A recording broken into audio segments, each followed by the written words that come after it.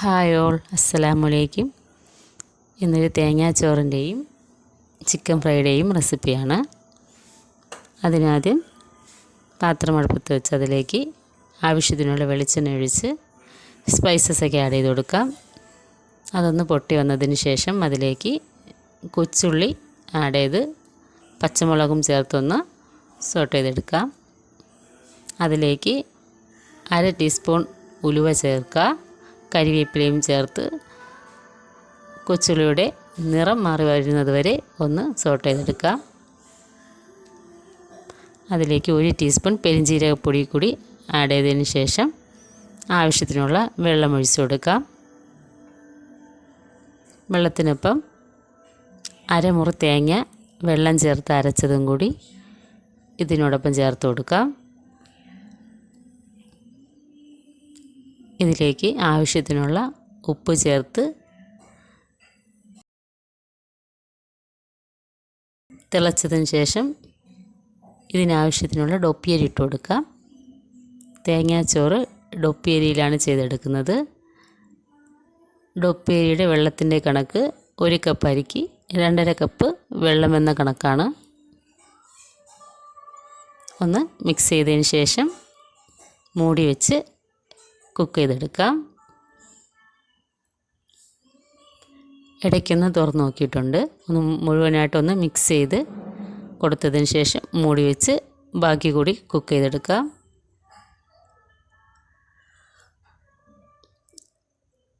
ഇപ്പം മുഴുവനായിട്ട് വെന്ത് വന്നിട്ടുണ്ട്. ഈ റൈസ് ചെയ്യാൻ ഏറ്റവും ബെസ്റ്റ് വെളിച്ചെണ്ണയാണ്. വെളിച്ചെണ്ണയിൽ ചെയ്തെടുക്കുമ്പോഴാണ് ടേസ്റ്റ് കൂടുതൽ. ഈ റൈസിന് നെയ്യ് ചേർക്കേണ്ട ആവശ്യമില്ല. ഇനി അടുത്തത് ചിക്കൻ ഫ്രൈയുടെ മസാല നോക്കാം. 2 ടീസ്പൂൺ ജിഞ്ചർ ഗാർലിക് പേസ്റ്റ് ഇട്ട് കൊടുക്കാം. അതിലേക്ക് 2 ടീസ്പൂൺ മുളക് പൊടി, 2 ടീസ്പൂൺ പെരിഞ്ജീരകപ്പൊടി, 1/2 ടീസ്പൂൺ മഞ്ഞൾപ്പൊടി, പിന്നെ ചിക്കൻ കുറച്ച് സോഫ്റ്റായിട്ട് വരാൻ വേണ്ടിയിട്ട് ഞാൻ ഇതിലേക്ക് കോൺഫ്ലവർ 2 ടീസ്പൂൺ ആഡ് ചെയ്ത് കൊടുത്തിട്ടുണ്ട്. അതിലേക്ക് 1/4 കപ്പ് തൈരും കൂടി ചേർത്ത് കൊടുത്തിട്ടുണ്ട്. ഈ രണ്ടും കൂടി ചേർക്കുമ്പം ചിക്കൻ കുറച്ചുകൂടി സോഫ്റ്റ് ആവും. കരിവേപ്പില, 1/4 കപ്പ് തൈര്, പിന്നെ ഗരം മസാലയും ഉപ്പും കളറിന് ആവശ്യത്തിന് കാശ്മീരി ചില്ലിയും കൂടി ആഡ് ചെയ്ത് കൊടുത്തിട്ടുണ്ട്. ഇതൊന്ന് മിക്സിയിലിട്ട് അടിച്ചു കൊണ്ടുവരാം. നല്ലൊരു പേസ്റ്റായിട്ടുണ്ട്. ഇനി ഇത് ചിക്കനിലോട്ട് ചേർത്ത് ഒന്ന് പുരട്ടിയെടുക്കാം. ഈ മസാല പുരട്ടി ഒരു 1/2 അവർ ഒന്ന് മാറ്റി വയ്ക്കാം ചിക്കൻ. അതിന് ശേഷം എടുത്ത് വെളിച്ചെണ്ണയിൽ പൊടിച്ചെടുത്താൽ മതിയാകും. നന്നായിട്ട് മസാലയൊക്കെ ചിക്കനിൽ തേച്ച് കൊടുത്തിട്ടുണ്ട്.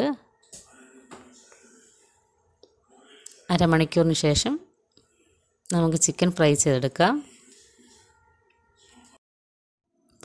ചിക്കൻ പൊരിക്കുന്ന ഓയിലിൽ കുറച്ച് കരിവേപ്പിലയും കൂടി ചേർക്കുമ്പോൾ നല്ല ഫ്ലേവറായിരിക്കും ചിക്കൻ ഫ്രൈ ചെയ്ത് കഴിയുമ്പോൾ. തൈരും കോൺഫ്ലവറും ചേർക്കുമ്പോൾ കുറച്ചുകൂടി സോഫ്റ്റ് ആവും ചിക്കൻ.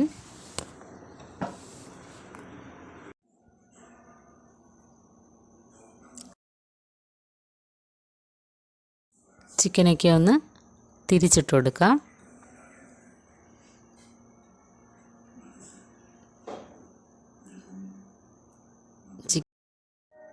നല്ലൊരു സോഫ്റ്റും ഫ്ലേവറും ആയിട്ടുള്ള ചിക്കൻ ഫ്രൈയുടെ മസാലക്കൂട്ടാണ്. ചിക്കനെല്ലാം നന്നായി ഫ്രൈ ആയി വന്നിട്ടുണ്ട്. ഇതെല്ലാവരും ട്രൈ ചെയ്ത് നോക്കണം. ഈ റൈസിനൊപ്പം കോമ്പിനേഷൻ ബീഫ് കറിയാണ്. നല്ല അടിപൊളി കോമ്പിനേഷനാണ്. വീഡിയോ ഇഷ്ടപ്പെട്ടാൽ ലൈക്ക് ചെയ്ത് ഷെയർ ചെയ്ത് സബ്സ്ക്രൈബ് ചെയ്ത് സപ്പോർട്ട് ചെയ്യാൻ മറക്കരുത്. Thank you.